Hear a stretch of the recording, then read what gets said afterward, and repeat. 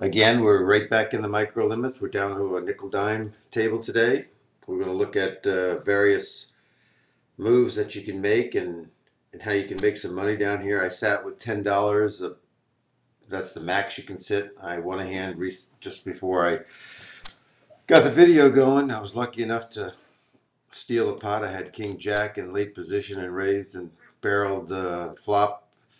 No, excuse me. I had nothing on the flop, and there was too many people in there, and nobody bet. So I bet the turn, I bet the river, and bet enough to get people to give it up. And so it was a bonus $3 to me. You'll find that when you play down at the lower limits, most people will sit with between $5 and $10 the max. The people that are with $2 and $4 and $5, I wouldn't say those are the people that sat with 10 and already down to that. They're usually the short funded bankroll people that sit down and try to double up. It's easy to double up with $2, $3 than it is for $10 to $20. So they're just in the beginning stages and they're practicing and they don't want to lose a lot of money if they make mistakes. So you have to understand the table as you go around. Here's this one here I've got a note on, and it says he's a bluffer with nothing, so we'll have to watch him.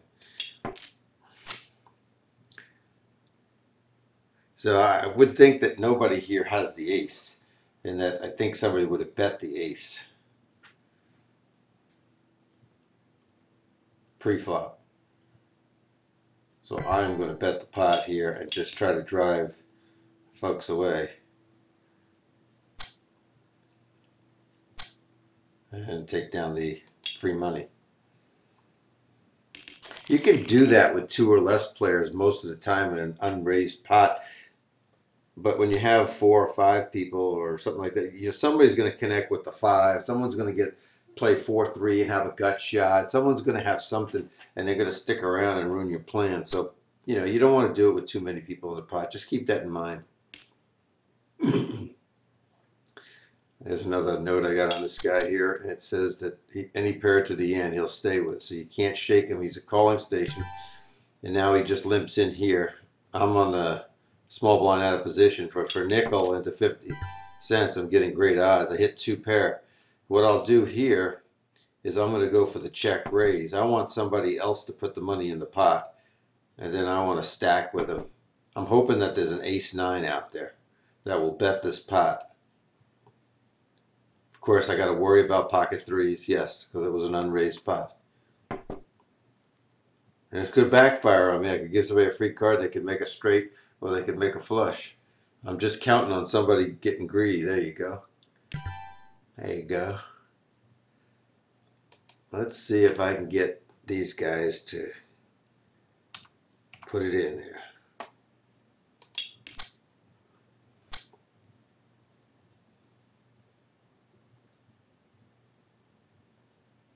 Make them think about it. Normally you would raise 3 times the raisers plus that extra limper that came in there, so you'd really raise around $2. But down at these low limits, I find out that people have massive egos sometimes and they just can't let a hand go. So if they have top pair or if they have an overpair to the board, very, very often they'll just call you.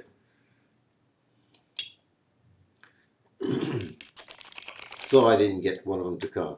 Now these are, excuse me, these are the type of hands that really are good down at these lower limits, especially in a pot that hasn't been raised very much, and we get 3 or 4 limp. Now this guy ruins everything. But if I had had one more limper in here, this is a very playable hand. I don't think it's playable against the raise. You don't know what these guys are. This is the first raise. He could have this. Mimi could have a big hand and could go $3 right over this person. This person to put $1 in, that would be 20% of the stack. They really have to have a good hand to put 20% of the stack. You got to think in terms of what's in front and what's in back of the cards. What the bet is, and then how much money they have behind the cards. That makes a big difference. Now I'd have a double draw here for the straight, a double belly buster, and a heart draw, and I wouldn't get either one of them. And there's no reason that he should call it $1 with 8-10. Now he reloaded to 10. So that tells me that maybe he did sit with 10 earlier and he just has been a bad player. And my note on him is right. He stays in hands that he shouldn't stay in. Now, this guy bet 60 cents. I think he's got a really good hand here. And it's tough for me to bet 60 cents knowing that this guy, do I want to race him if he's got ace king or ace queen? And what's the chances of one of them flopping versus a 10? I'm just going to let this one go. And let's see if somebody else will take him on here. He has not played one hand since I sat down.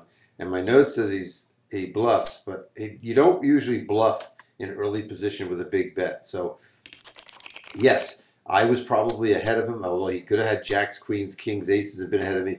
But more likely he had ace, jack, ace, queen, ace, king. But do I really want to flip it and race him at this point when I'm just a marginal favorite on the hand? I don't think so. If my pair was bigger, I would. But the tens, jacks, tens, nines, they play pretty weak. They play like eights in my book. Now, there's a lot of you that'll disagree out there. They'll say, well, why didn't you repop it? And I could have repopped it. He did 60, I could have went 180, and then he could have called me or come over the top of me and put me to the test. Absolutely. But I don't need to do it. I'm trying to build a bankroll. I'm not trying to race somebody and get into a race. I'm trying to build a bankroll. I'm trying to protect the money that I won. I'm trying to get to double up. That's the whole goal of this. Some of you will notice that I don't have a chat up right now. I'm working on that with somebody, but right now I can't take the chat distraction, and on the screen it doesn't come out very well. So I've asked for some assistance on that. And while I don't have the chat, should you have a question, just jot it down and email me at alspath@alspath.com, and I'll be glad to answer that for you. You'll also notice that on Facebook, if you're on my page there, Alan Spath, ALLEN, that I'm offering a great deal here in August for some private sessions. If you take two, you get 2 sessions for the price of one. For those who've never taken a lesson with me before, it's for new clients. It's just to get you into the mix and see how you like having a coach and a mentoring, one-on-one shadowing. So if you contact me, the promotion code is TEACH, just like my name here at the table. I'll give you a 2-for-1 special. I had 10 or 20. I had 10 slots of 2 each. I've got 6 remaining. So just contact me and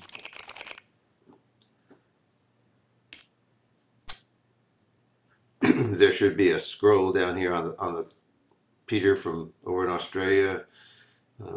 Help me put that up. I hope it's information passed on. And please tell some other people that come follow, they want to get some sound fundamental principles of poker. Come on in, watch these videos. So this is not a good hand just because of 2 suited cards. Yes, you need a 5 or 10 to make any straight. You can't make a straight without a 5 or a 10, but it's hard to make straights with a 5 and a 10. So I don't care if 3 hearts come off on the flop. It doesn't make a difference to me.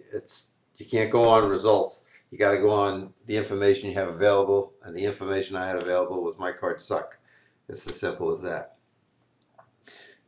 While I'm doing all the advertising here, let me remind you that Full Flush Poker is offering a whole new host of tournaments, especially on the weekends and in the evenings. There's a link on my Teach GPL Twitch page. If you use that link, you'll get into a super group from Heartbeat Poker, and they even have additional free rolls that they offer and money added events and crazy tournaments where like 10th place gets first place money and first place gets 6th place money. It's just upside down, and they have some fun with their tournaments. It's hard when you get down to the final 10 to lose your money and try to get to a certain place. So if you want some fun events, heartbeatpoker.net, and also you have to have the link from Full Flush from my page, which takes it to their affiliate. I know if some of you already have Full Flush accounts and you can't do it, but maybe somebody else in your family or something will join up, and maybe you can use their account or something, and you can play on that. Don't miss out. A lot of free stuff, a lot of free money, good ways to build your bankroll for sure. Now that's a big bet. We got a guy that went with a min raise in early position, which is not recommended. And then Mimi comes over for 71. Mimi usually when she raises has big pairs or ace king or ace queen. So let's see if Mimi follows this one up with a dollar something bet. It should not be under a dollar. It should not be half the pot. There you go. That's about right. That's about 2/3. And that's a great flop for her because the opponent may have a 10. It's surely not going to have a 5 calling 70 cents. So it's unlikely he has that. Now this is a great hand at these low stakes, but I'm early. It's been min raised. Don't know what's going to happen here. I can't just put 20 cents in the pot. I can't really raise with it, although maybe 5% of the time I might. If I'm running good, if I got the respect at the table, or I know that I can control the table, I might put a raise in there and see what happens. They're not going to put me on 10 jack, that's for sure.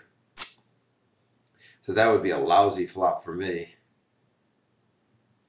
I saw over at Poker Market the other day in a forum, somebody had posted that they had watched some of my Twitch videos and they said that I really concentrate on the fundamentals, and I do. I really think that if you lay a solid foundation for anything, that you can build on it. And when you want to go up to the higher limits, you need to make your mistakes down here, check things out, see what works. Although, you know, it's a little different down here because people have money to burn, but you still can do the right thing, even if you do lose. If you get somebody that gets lucky that calls, so what? You know, I did a video here, I think it was Saturday, maybe Friday, where I had aces and I got somebody to call me with 2 diamonds at king 7 and he hit 2 7s, but so what? You know, so what? That's what you want.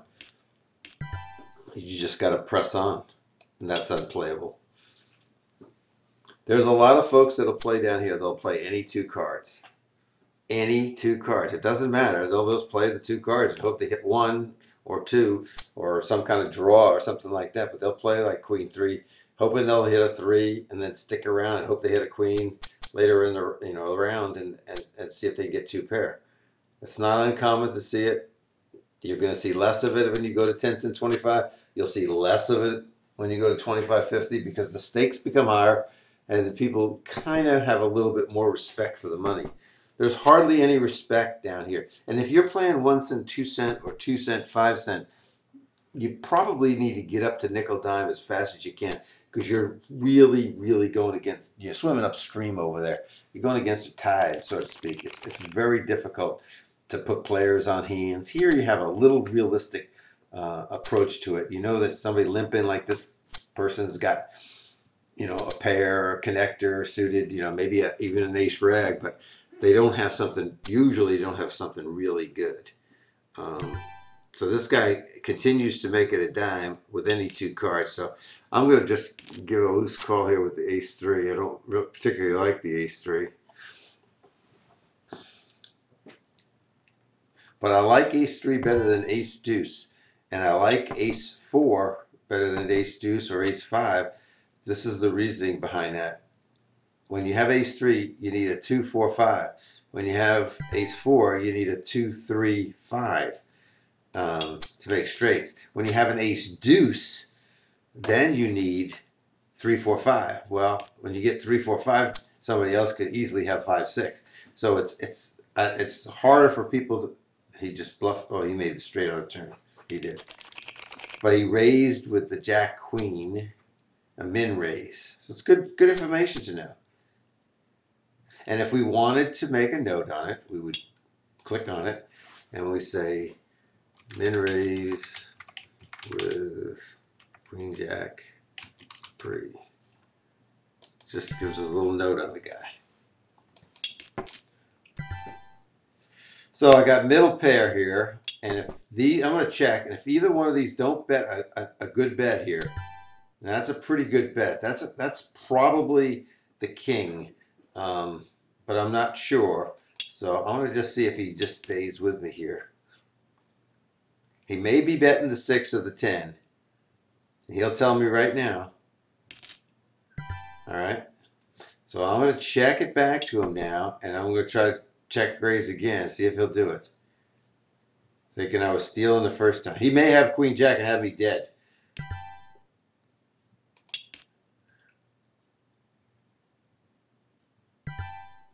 He's got the queen jack.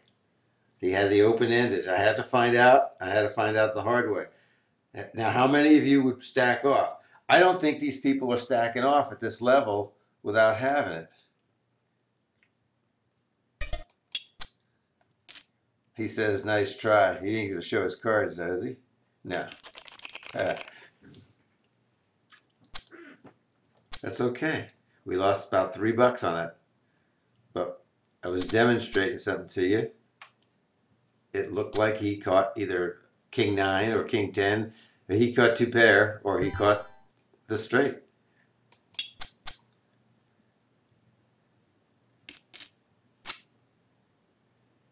Junk cards. They're suited. Guy made the min raise again.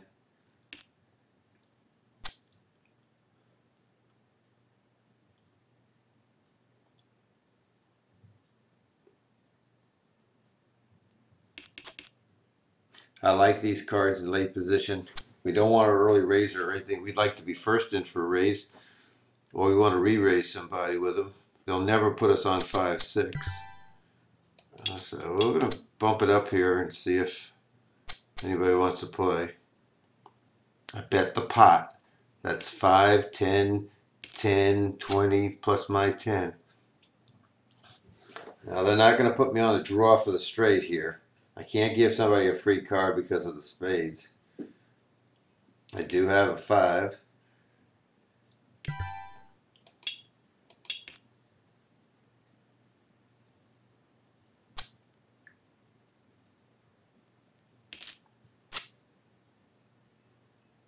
Not the best card in the world.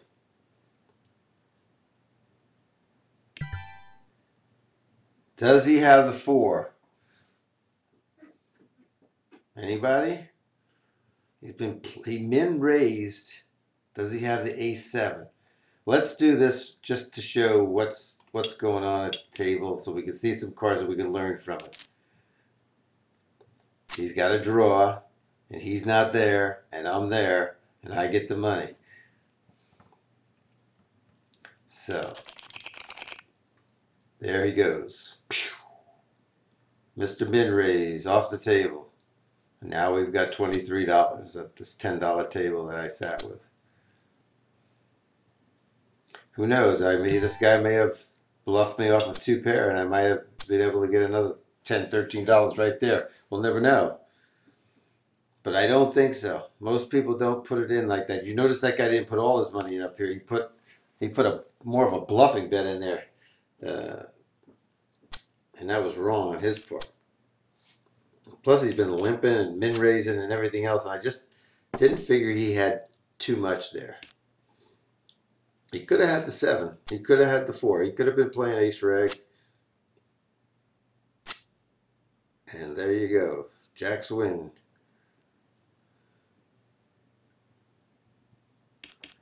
This is the guy that had $2. Let's see if he reloads, or $4 if he leaves.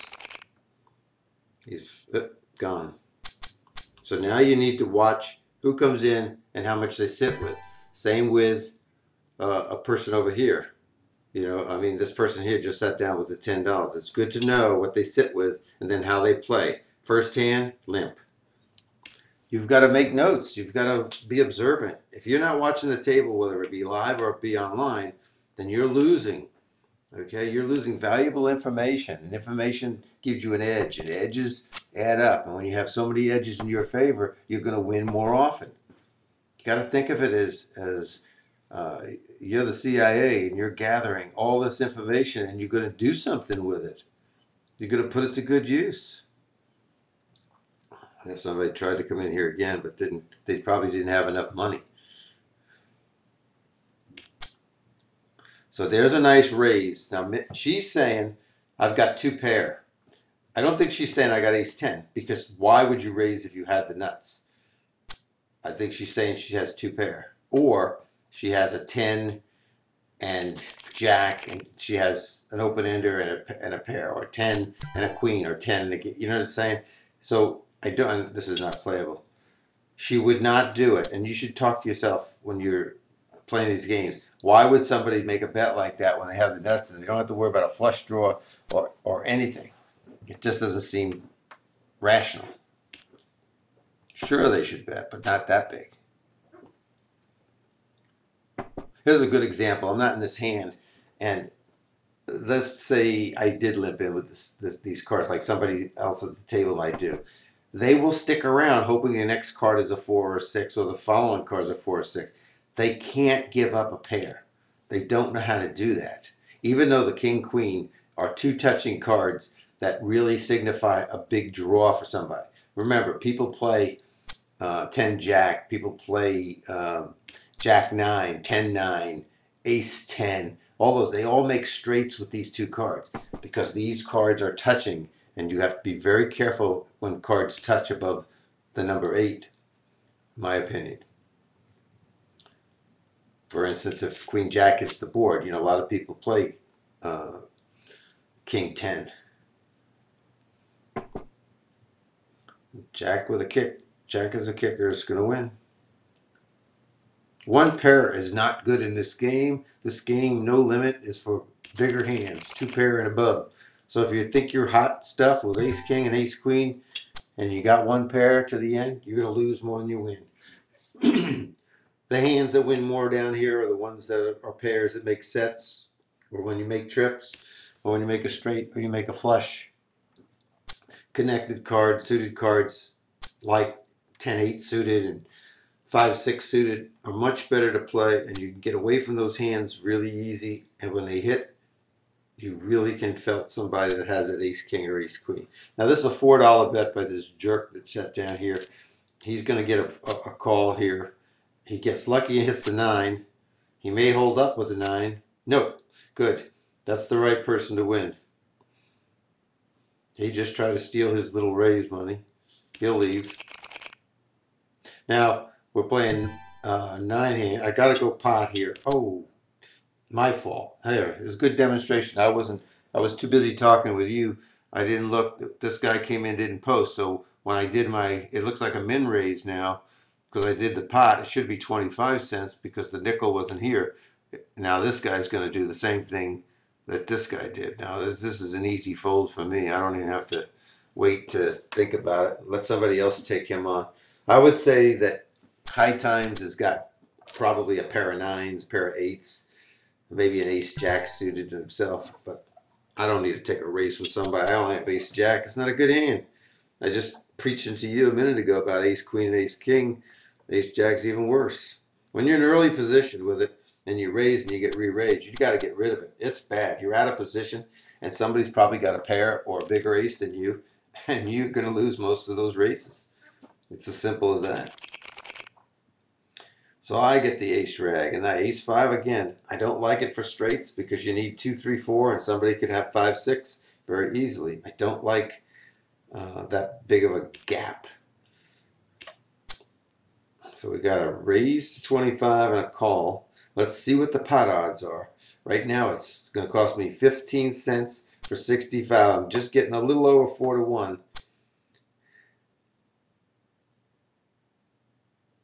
And I'm out of position and my cards aren't good. So those are really bad. Now, 15 cents for 85, I'm getting what, a little over 5 to 1 on my money. But I'm out of position and I still got bad cards. Fold. This is the reason you fold. If somebody raised, you have to assume they have a better ace than you. If you don't hit the 5, you're going to go all the way to the river putting money in, and then you don't know where you stand. Lucky me. If I was in that hand, lucky me.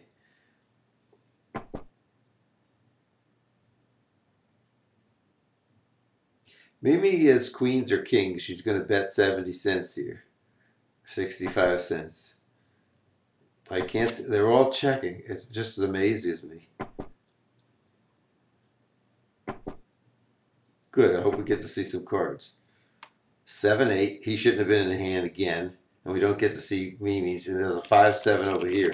I would have won that hand. So I was too cautious on that hand. My bad. That's okay. Can't be results oriented. I don't know if 5 is going to come off or ace is going to come off. Here's a nickel for 35 at 7 to 1. I'm going to put the nickel in. If this person raises it up, I can fold it away.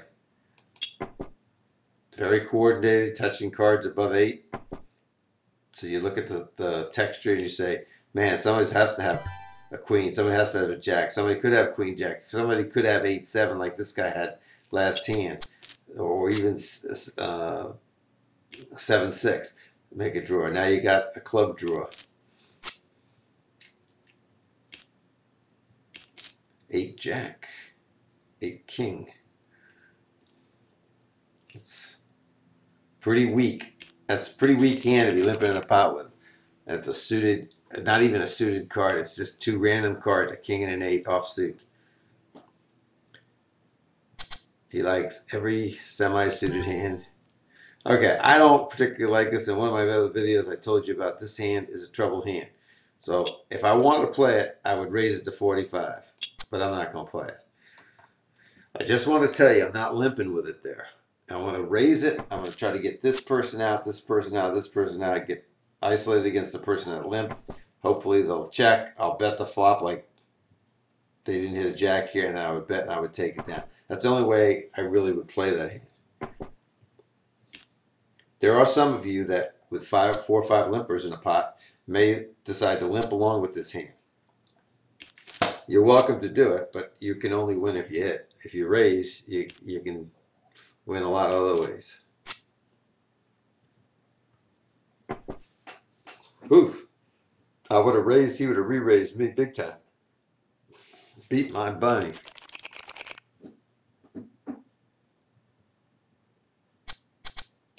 Very easy to fold here.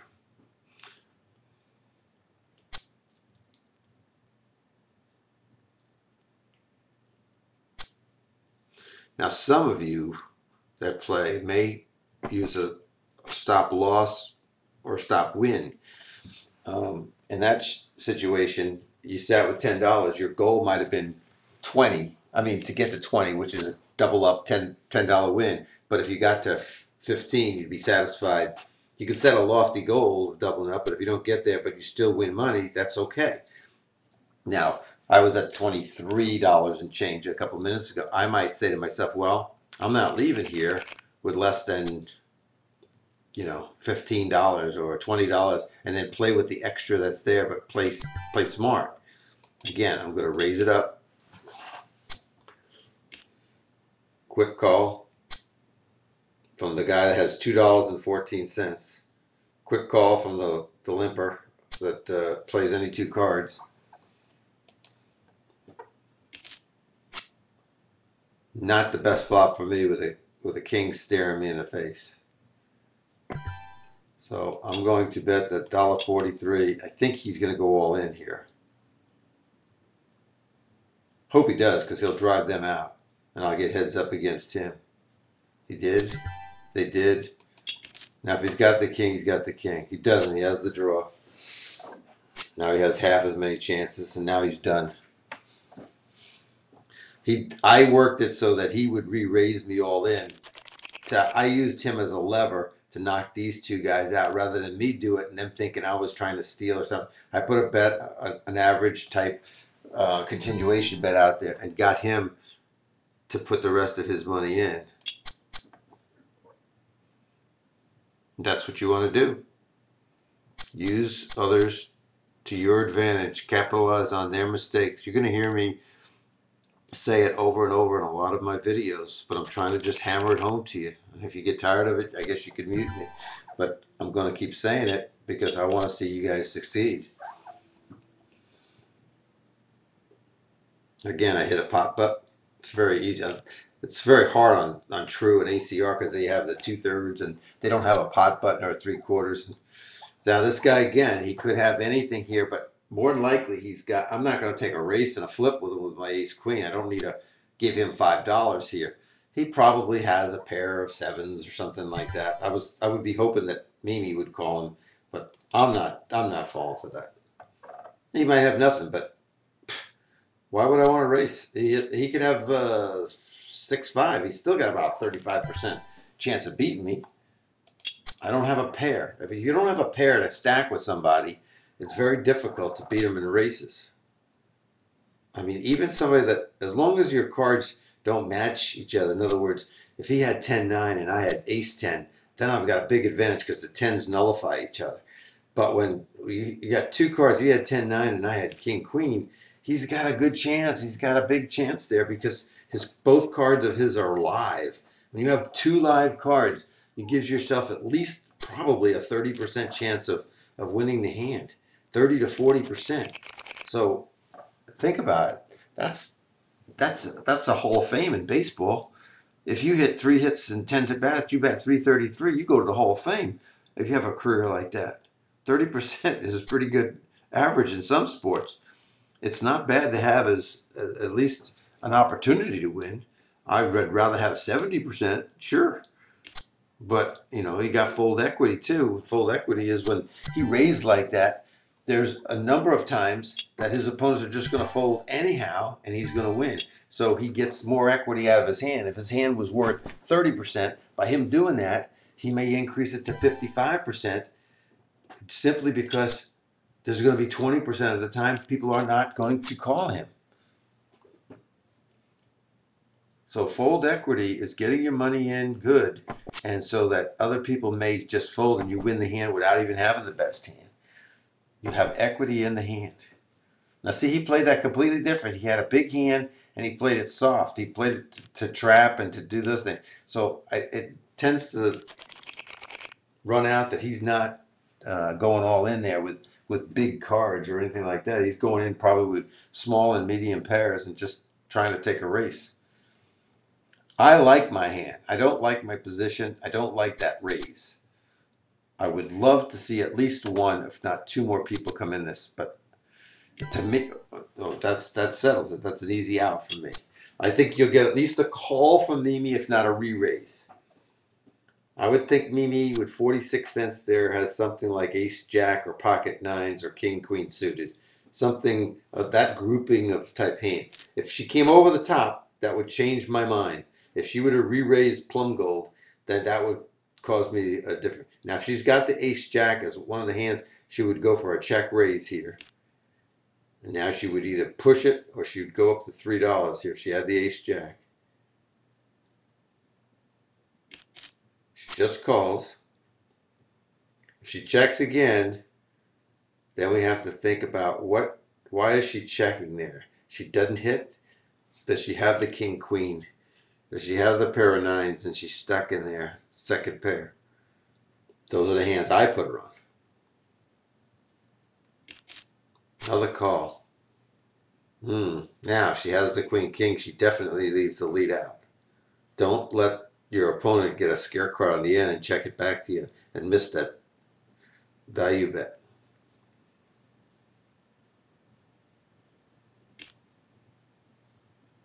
Come on, Mimi. Make the crying call. Come on. Do it for us. We want to see your cards and plum golds. Come on, Mimi. I know you can hear me. You know there's a video going on, Mimi. You got to do it. Oh, you sucker. I tried, guys. All right. Decent cards. Decent enough cards. I don't start salivating when I see ace jack. They're decent cards. They're not great cards, but great position.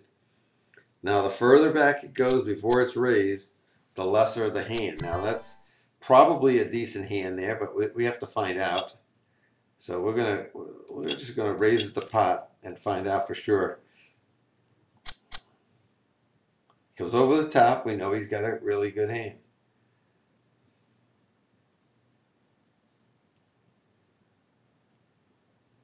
When you ask for information with your bet and you get information, then you have to process it. Process that, he says. Okay, so he raised with a bigger hand than me. He's either got a bigger ace or he's got a big pair. I found out. I asked him a question. He answered it. He didn't have to slap me in the face at the same time, but he did. This is a raising hand here. And a lot of these folks think I'm just getting away with murder and I don't have the hands and stuff like that. They don't realize some of the hands I've thrown away would have hit, like ace five and what have you. I haven't been raising with bad cards. I haven't had aces. I haven't had kings. I haven't had queens. I did have jacks. I did have tens. No nines, no eights, no sevens, no sixes, no fives, no fours. I did have pocket threes, no twos. No ace king, one ace queen. Now this is a troubly. This is one of my favorite hands, 10 queen suited. But here it's a little troublesome because I don't like the limp and I really can't raise with it. It's not strong. I'm gonna let it go. I'm a little far away from this button here. I'm just gonna let this one go. Um, that's a tough one for me because I like playing. I love flopping a jack nine or a jack king. That's the one kind of flop I don't like, where you get the queen and you still got the 10 as your kicker. Because a lot of people think about it. They play queen king, they play queen jack, ace queen, usually in a raised pot with ace queen. But you just got to be careful with this hand. Now, I would think he had a 5. He was in a blind. He's capable of having something crappy. But we want to get him when he's ready to put all his money in and we have a good hand. Not playable. Some of you would disagree and would limp, and that would be wrong. Probably you'd get beat up somehow, somewhere along the line, or it cost you more to get in the pot because somebody would raise you because you limped.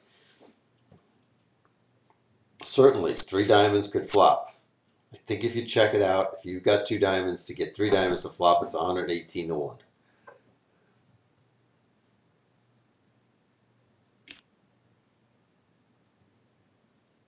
She is betting he doesn't have an 8. He's going to bet indicating he has a flush if he comes back over the top of her. If she doesn't make a big bet here, if she goes 70 something cents, he might raise. Nope, checked it. They both are in trouble.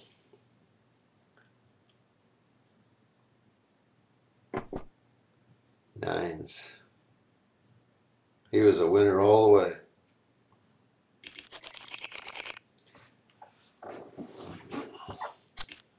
The most famous hand alive. I'm folding it. Queen Jack. I call it Aloha. If you don't play it for a whole year, you can afford a trip to Hawaii on the money you saved. Aloha. It gets beat up terribly. And what can I do in that position? I can raise with it because it's 2 painted cards, but it's not a really good hand. Am I going to limp with it and let somebody else raise and I'm out of position? I'm just not going to play it. As it turns out, nobody's playing this hand, and it would probably stand up or at least get Davnam to call because he limped in. But it's not a hand I want to be in there with, especially when a king or an ace flops. That wouldn't help me. I'd have to continuation bet.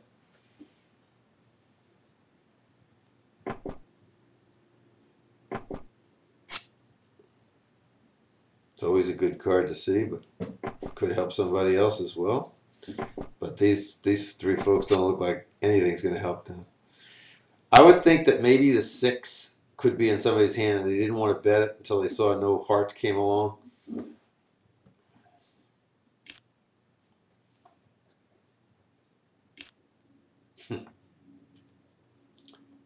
Prove me right, Davnam. Prove me right. Ace 6. Suited. Diamonds.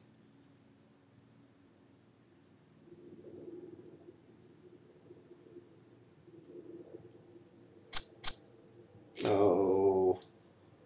Don't show it. Damn it. All right. 5-8. Can't play it. 5-6, 5-7 of diamonds. 8-9 of diamonds. I'm raising in that situation. I'm taking control of this hand. 5-8.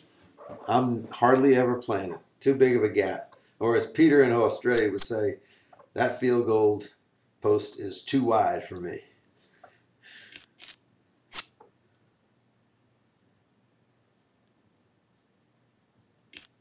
I sure do hope that those of you that have been following, those of you that play these videos, whether it be on YouTube, where my name is Al Spath, and you can follow me there. All my videos go up to YouTube now. They stay at Twitch for 14 days, but you can always read them, watch them, and play them up at YouTube. I hope you'll follow me there, and I hope you'll tell some other folks to follow me and to also check it out.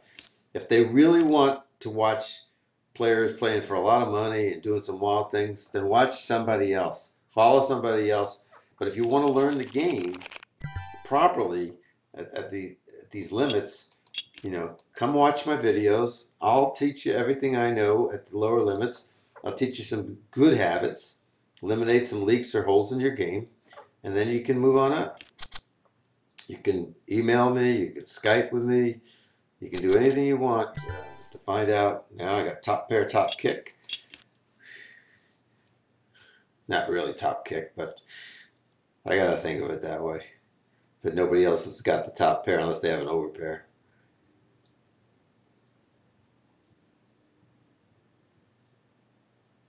I'm asking a question with my 90 cents. I got no answer. I love it. And that's only because I raised pre-flop. We're going to go one more time around the table. So that's another 10 more hands and see how that turns out. Again, started with $10. The goal was 20. We're at 25.90. Be nice if I could get to 30, but if I fall short, I've still increased my bankroll considerably. And this is nickel dime. And this is going to be 45 minutes worth of play. And that's after losing a couple of hands, getting called out on it. In one hand, folding two pair to Chili Head when he could have had a straight, and he put all his money in, and I didn't want to give him $10 or $15 of my hard-earned bankroll. But you got to make those decisions. You got to live with those decisions. You can't regret those decisions.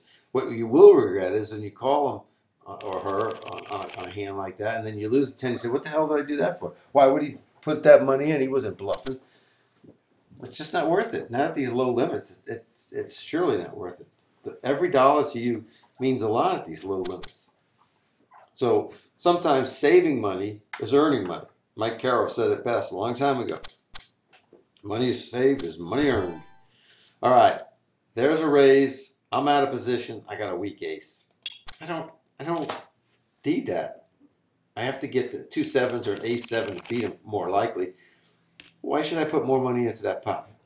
That money that I put out in the blind is the pot's. It's not mine. Everybody says, well, I got money invested. You don't got crap invested.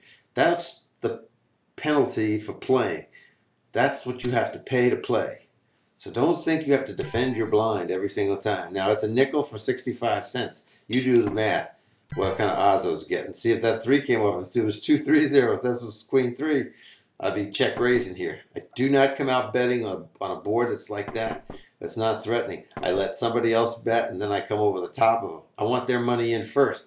If I bet this with a queen 3, if there was a queen 3 out here, then most people that don't, anybody that doesn't have the king is going away, and I don't get any money.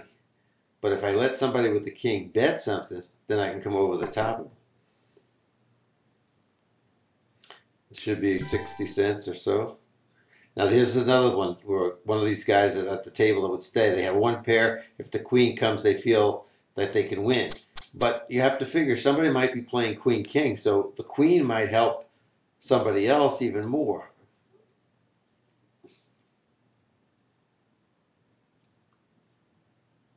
He checked and called. So I would think he's got either a 7, a 3, a pair in his hand like 8s, or maybe even something like 5-6, and he's got a gut shot. Oh, if he had 5-6, he loved that card. He would go all in here if he did. Nope, he don't have it. Yeah, I'm just thinking outside the box. I'm just thinking to myself what they could have. But sometimes it's possible. Sometimes it's fantasy.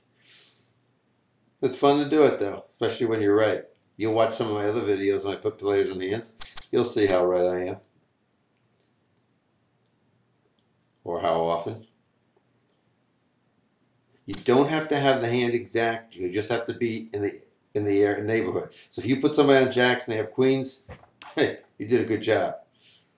You put somebody on an ace reg, they have an ace 10 or something like that, you did a good job.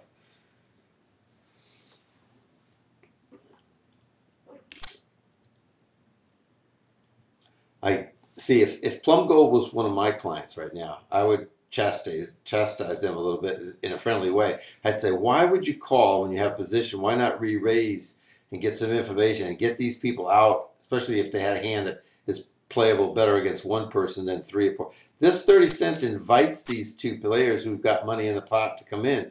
They absolutely could have come in. He don't, or she doesn't know that. This should be probably 75 cents, close to a full pot bet. He only goes half because he's not sure. Plum Go, I think is a lady. She comes over the top. He's going to check again. I don't think he's got the 8. She's going to bet probably $3 because look at all the draws. Oh, that's terrible. Look at all the draws. You got hearts, you got diamonds, you got a straight draw, you got a pair on the board, and she puts 54 cents. That's not a good bet. Even if she had 8-7, what is she doing betting 54 cents? If she had a full house, what is she afraid of? Why is she betting 54 cents? Or why is she betting at all? I'll take my auto post off. We got 1, 2, 3, 4, 5, maybe less hands to go. Again, there are folks that play any 2 cards, and they would be very happy with that flop having the open-ended draw.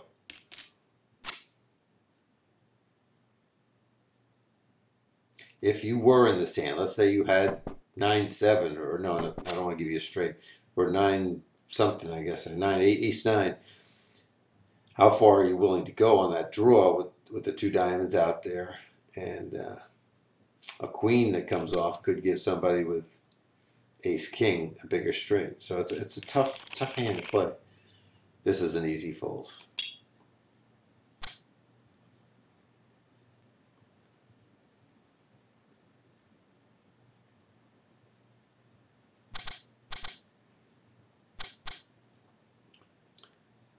Down goes Frazier. Go for the knockout here. Here it comes. I just anticipated he was going to do that. That's why that's a term. Down goes Frazier was Ali and Frazier fought, and Howard Cosell was broadcasting it, and he would just say, "Down goes Frazier." And he must have said it 100 times because he was on his ass so many times. What was that? Maybe that was Foreman and Frazier. Somebody will correct me. I'll get an email. It was George Foreman.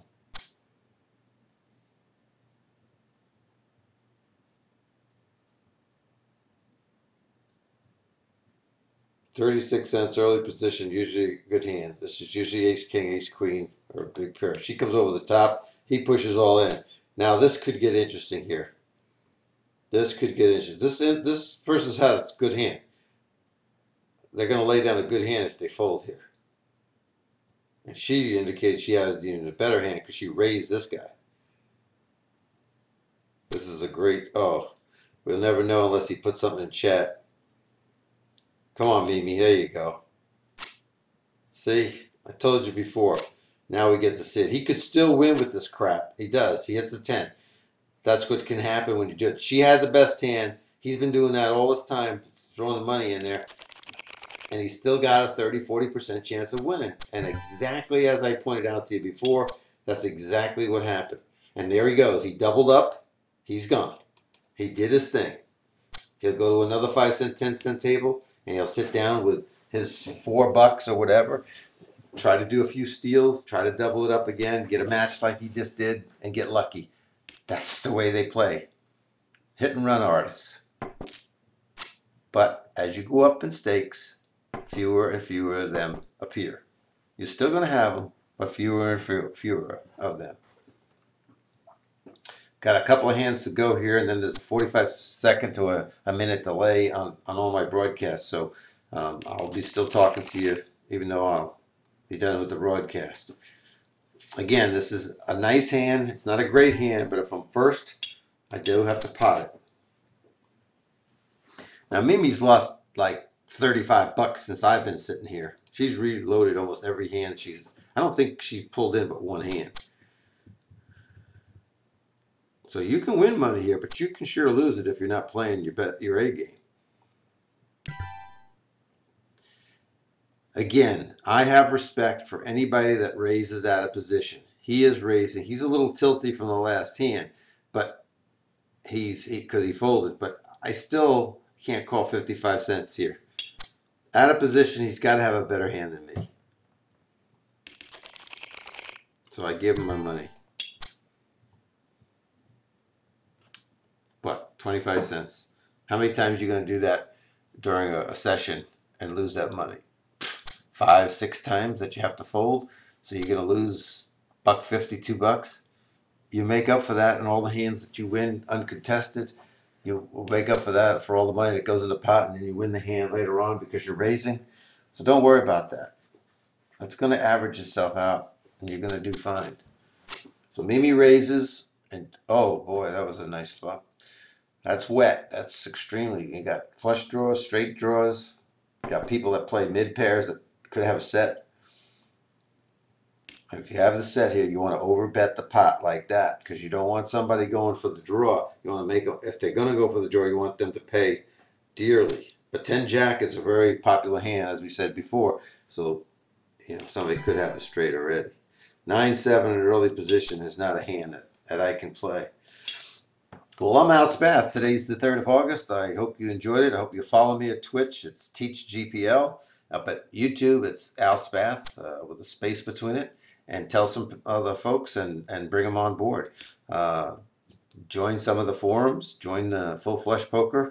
And we'll see you at the table. Maybe next time I'll be talking about your play. How about that? Take care.